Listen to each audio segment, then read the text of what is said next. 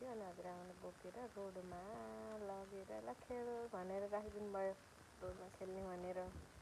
अनि ऊ खेल्दै थियो उसले के खेल्न मन गरिरहेको थियो तर त्यहाँनिर दादा दिदीहरूले खेल्न नदिएर हातमा खोसेपछि ऊ एकदम रिसाएर अनि रुन थाल्यो।